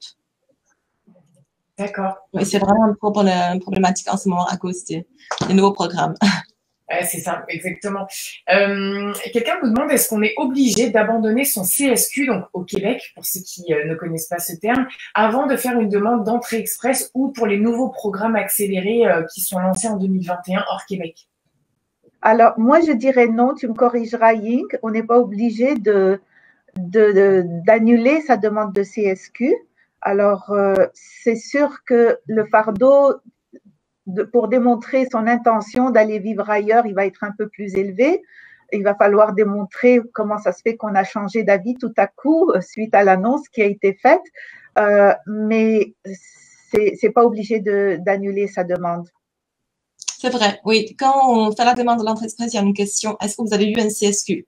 Donc, si vous avez eu le CSQ, il faut que vous répondiez absolument oui et expliquez pourquoi maintenant je ne veux plus mon CSQ et je vais déménager à Ontario, comme Maître Baron. Mais Ying, il n'y a pas la question, avez-vous fait une demande de CSQ? C'est est-ce que vous l'avez?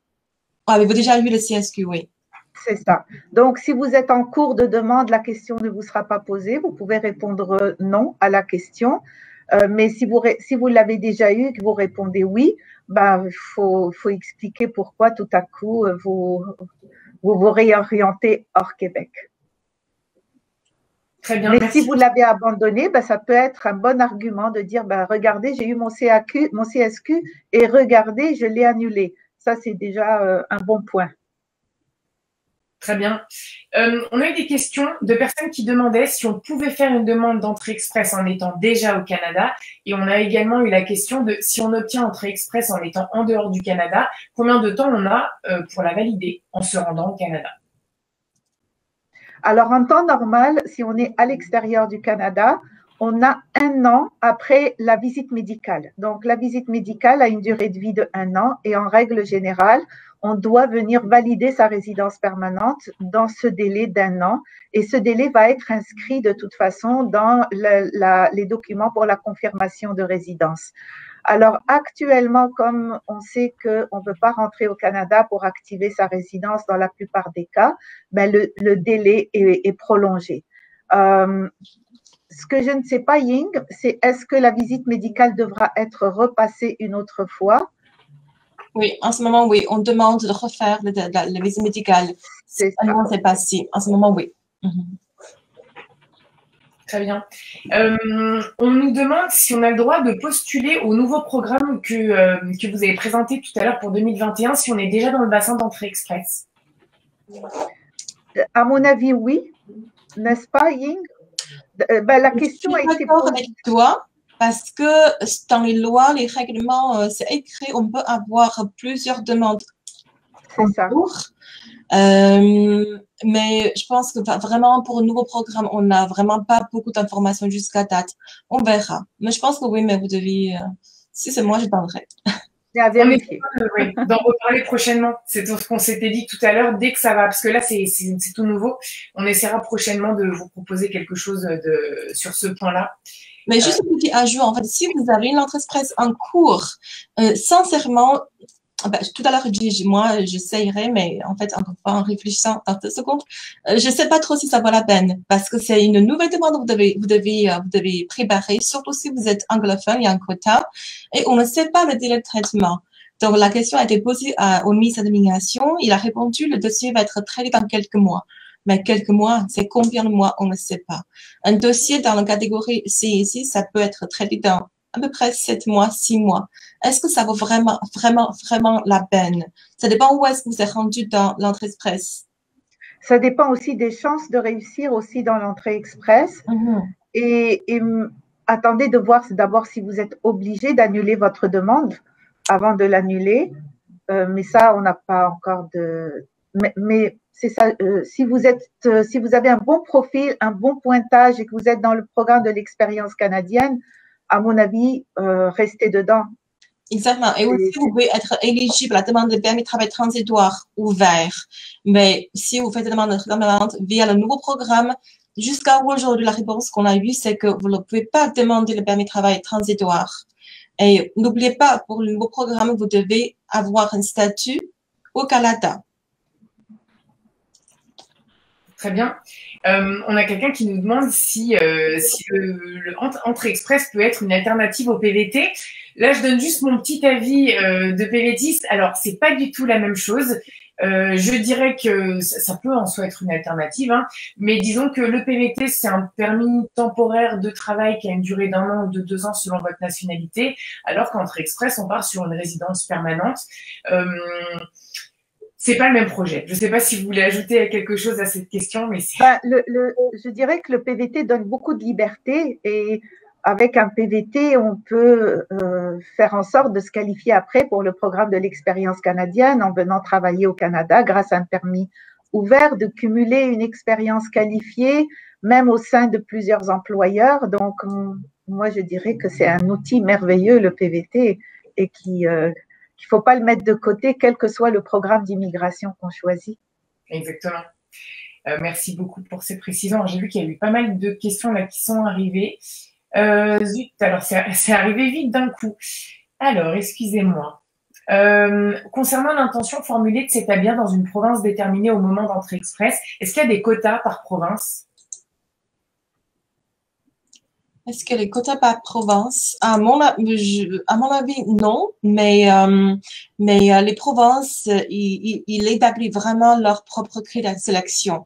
Par exemple, en Nouvelle-Écosse, à chaque fois quand ils envoient une invitation à quelqu'un qui est dans le bassin d'entrée express, les critères sont différents. Par exemple, la dernière fois, ils ont envoyé des invitations pour les gens qui ont eu une compétence linguistique en CLB 9 en français. Je ne me trompe pas, c'est CLB 8 en anglais et dans certaines professions qui est en demande à ce moment. La province Ontario, ils ont un critère fixe, mais ils mettent le barème entre quel point à quel point. Ça, le barème de pointage change à chaque fois. Donc, chaque province est vraiment très, très différent.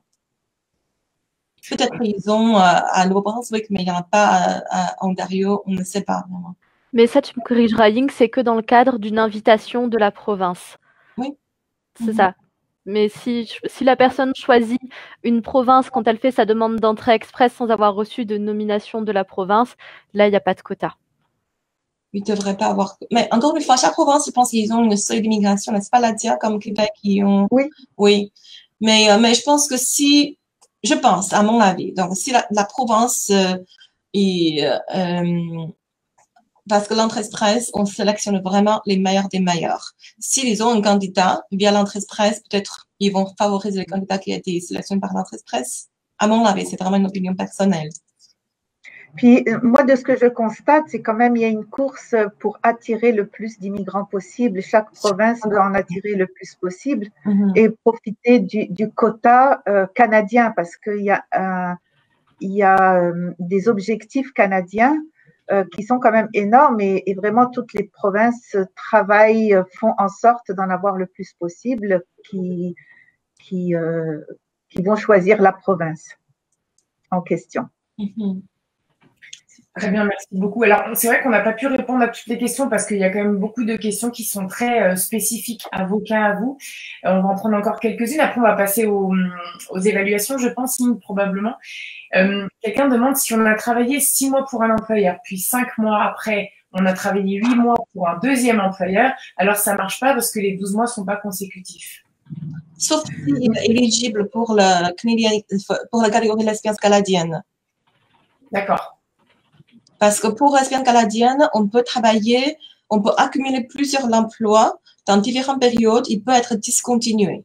Mais pour le travail qualifié fédéral, il faut qu'on ait au moins 12 mois de travail à temps plein, ça veut dire 30 heures par semaine, ou bien un temps partiel équivalent dans les dernières 10 ans, il faut qu'il soit continué. Par exemple, vous avez travaillé 15 heures par semaine pendant 11 mois. D'accord? Et là, vous avez perdu votre emploi, vous avez repris notre travail après 2 mois ou bien 3 mois. Malheureusement, on n'a pas le 12 mois continu. C'est dommage. Mais si on est éligible pour le programme de lesbienne canadienne au Canada, ça pourrait fonctionner. Si c'est le niveau 0A ou B, bien sûr. D'accord. Alors, pour les travailleurs qualifiés, tu me corrigeras, Ying, mais il faut que ça soit la même CNP en continu, même s'il y a eu plusieurs employeurs. Il faut juste qu'il n'y ait pas beaucoup de l'interruption entre des employeurs, mais ça peut être plus.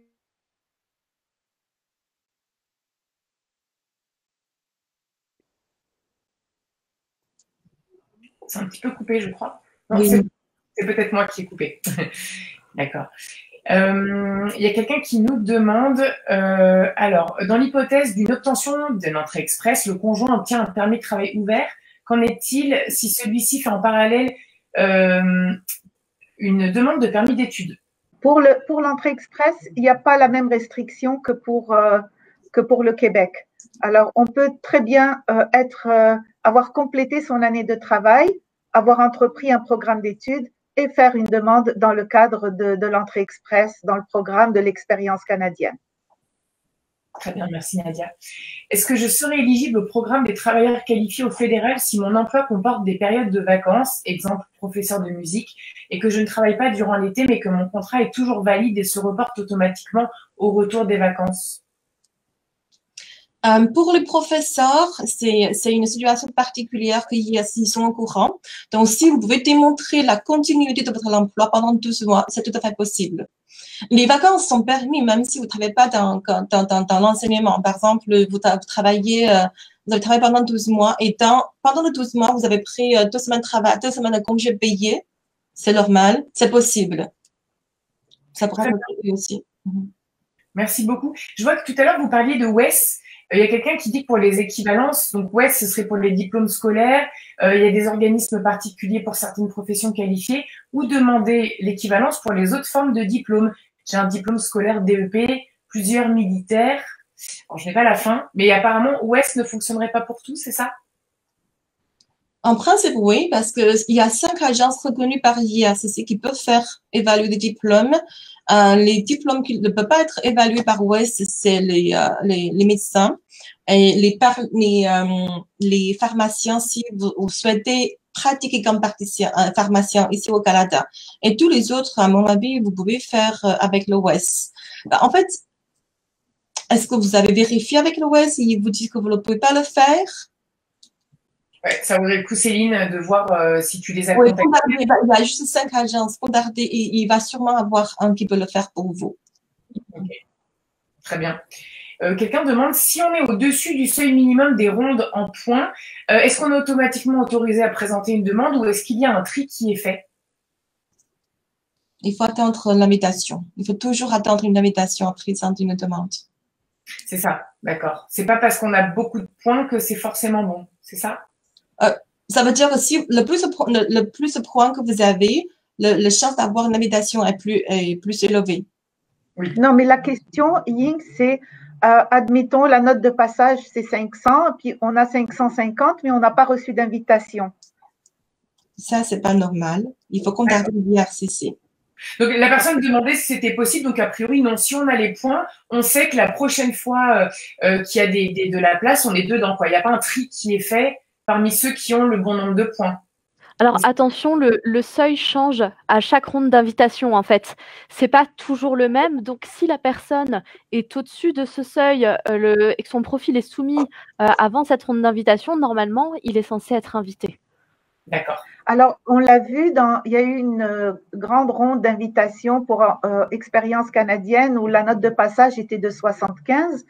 Ben, la ronde suivante, c'était pas 75, c'était 400 et quelques. Donc, la personne qui a 100 points, elle sera pas invitée si elle n'a pas soumis son profil avant la ronde d'invitation à 75 points. Oui, c'est ça, effectivement. C'est important de soumettre votre profil le plus vite que possible. Par exemple, si le minimum pointage est 500 points, par exemple, et puis il y a 3500 personnes qui ont le même pointage, dans ce cas-là, IRCC, ils vont inviter à l'ordre de la rentrée dans le bassin de l'entrée express. Ah, intéressant. D'accord. Donc, effectivement, si on est prêt, il faut y aller, quoi. Faut se lancer. D'accord. Est-ce que les années d'alternance, elles comptent pour l'éligibilité à entrée express? Cela, c'est une zone très, très, très grise parce que sur les web d'IRCC, c'est écrit les années, les expériences de travail acquises en stage peut être comptées s'il répond à d'autres conditions. Ça veut dire 12 mois dans une profession rémunérée continue. Ça pourrait être compté. Mais dans mes consultations, apparemment, il y a les gens qui ont été rejetés à cause de ça. Donc, j'avais envoyé une question à IRCC pour cela. J'attends toujours une réponse pour l'instant. D'accord, très bien, merci beaucoup. Pour être safe, je vous suggère attendre au moins vraiment une année de travail complète, rémunérée, de continuer dans une profession avant de le faire. Très bien. Merci pour toutes ces précisions. C'est vrai que vous donnez beaucoup d'informations. Il y a certaines personnes qui posent des questions sur le Québec ou sur d'autres statuts comme le statut de réfugié. C'est vrai qu'aujourd'hui, on va rester focalisé sur les programmes présentés aujourd'hui, si c'est bon pour vous. Et puis du coup, est-ce que vous voulez qu'on passe à nos deux alors je regarde, il y a peut-être une dernière question qui était arrivée. Nous sommes en couple, nous voulons faire la demande d'entrée express par rapport à l'expérience canadienne. Est-ce qu'il vaut mieux présenter une demande et faire conjoint de fait ensuite ou faire tous les deux la demande? Répète la question, s'il te plaît. On est en couple et on veut demander entrée express. Est-ce qu'il vaut mieux qu'il y en ait un qui présente une demande et ensuite faire conjoint de fait, certainement pour obtenir un permis de travail ou un parrainage peut-être, je ne sais pas. Ou alors est-ce qu'il faut faire tous les deux une demande d'entrée express? Alors, moi, je dirais ça dépend du pointage. Il y a des couples à qui on conseille de ne pas inclure le conjoint ou la conjointe parce que ça va pénaliser la demande. Si le conjoint ne parle ni français ni anglais, qu'il n'a pas de diplôme, qu'il est âgé, c'est mieux de ne pas l'inclure et de le parrainer par la suite. Si par contre c'est un conjoint qui est jeune, diplômé, qui parle parfaitement les deux langues, ça ne peut être que positif. Donc on fait une évaluation, on prend le meilleur des deux qui va être le requérant principal et on regarde s'ils vont se qualifier en couple ou pas du tout. Mais qu'on présente en couple ou pas, il faut vraiment déclarer le conjoint et il faut que le conjoint passe son examen médical, soumette ses casiers judiciaires, sinon il ne pourra jamais être parrainé. Très bien, merci pour ces petites ces précisions qui permettent de voir plus clair. Il y a quelqu'un qui nous demande comment savoir à combien de points on est quand on remplit la demande. Justement, c'est en remplissant les formulaires, etc. qu'on a la réponse. Et puis, quelqu'un demande également si, en vivant aujourd'hui au Québec, en étant en PVT, est-ce que ça peut être intéressant d'aller s'installer en Colombie-Britannique pour prouver qu'on veut y résider, bien sûr. C'est ce qui a été évoqué tout à l'heure. Tout ce qu'on peut prouver pour montrer qu'on ne va pas vivre au Québec, c'est positif, c'est sûr. Alors, avant de déménager en Colombie-Britannique, peut-être faire une consultation pour voir si vous ne déménagez pas pour rien. Donc, si vous vous qualifiez, si au bout du compte, vous vous qualifiez à un des programmes de la Colombie-Britannique qui vous permettra d'accéder à la résidence permanente. Très bonne idée. Très bien. Si on a un contrat de 2 ans avec une mobilité francophone, est-ce qu'on peut à la fois utiliser ces 2 ans avec la première année en temps plein pour l'expérience canadienne et la deuxième pour l'offre d'emploi entrée express? Si on a 2 ans, contrat avec une mobilité francophone, on a à la fois mis 2 ans avec le temps plein. Oui. Oui, si c'est un emploi, ok, parce que l'emploi dans la mobilité francophone, c'est sûrement 0A ou B. L'expérience canadienne en temps plein, en principe, oui. La réponse est oui. Parce que vous travaillez actuellement avec un permis fermé avec seul employeur. Vous avez accumulé une année d'expérience de travail à temps plein auprès de l'employeur. Et la seule chose qui manque ici, c'est que cet employeur-là doit vous faire une offre d'emploi écrite. Expliquez bien vos fonctions. C'est un poste 0A ou B à temps plein. Et c'est pour une durée de au moins 12 mois après la délivrance de votre statut d'immigrant. C'est la seule chose qui manque pour avoir de 50 ou bien 200 points additionnels. Très bien. Il y a quelqu'un qui demande les frais, mais je crois que ça a été abordé tout à l'heure. Les frais pour entrée express pour un couple avec enfant. Vous l'avez évoqué tout à l'heure, hein, si je ne dis pas de bêtises. C'est ça. N'hésitez pas, ceux qui sont arrivés plus tard, le replay va rester disponible dans la foulée, aussi bien sur notre page Facebook que demain sur notre chaîne YouTube. Donc, n'hésitez pas à le re-regarder. Ça vous permettra d'avoir toutes les informations là-dessus. Alors, juste, je vais nuancer parce qu'on a parlé de frais tout à l'heure, mais c'était pour la nouvelle voie vers la résidence permanente, où là, c'était 1050 $. Pour Oui. l'entrée express, c'est pas la même chose. L'entrée express, c'est 1325 par adulte de mémoire. Et Ying, tu me corrigeras, pour les enfants, c'est 225 $, je crois. Je pense que oui, oui. Les frais sont établis, ils sont affichés sur le web TRCC, oui. Tout à fait. Merci Aurore, effectivement, c'est vrai qu'il y a eu deux programmes. là, mais effectivement. Un grand merci à vous tous d'avoir participé à cette conférence. On a été très heureux de vous donner des informations sur l'entrée express, ainsi que sur la nouvelle voie vers la résidence permanente, même si ce n'était qu'une parenthèse. J'espère vraiment que nous avons pu vous aider, vous apporter de nouveaux éléments. Et puis, n'hésitez pas à nous suivre sur les réseaux sociaux, sur LinkedIn, sur Facebook. Maître Barou est très, très présente. Elle publie, à chaque fois qu'il y a des mises à jour au niveau des programmes d'immigration, elle publie. Donc, vraiment, n'hésitez pas à nous suivre et puis comme ça, à vous tenir informés. Merci beaucoup à toute votre équipe pour, une fois de plus, toutes les informations intéressantes. Je rappelle pour ceux qui sont intéressés plutôt par le Québec que vous retrouvez sur notre chaîne YouTube le replay du précédent live qu'on a fait ensemble qui concerne la résidence permanente au Québec, qui était très dense aussi avec beaucoup de conseils et d'informations pratico-pratiques. Donc, merci à tous pour vos questions, pour l'interaction, c'était très sympa. Et puis, on vous retrouve très prochainement pour d'autres séances d'information. Bonne soirée. Bonne soirée à vous tous. Merci.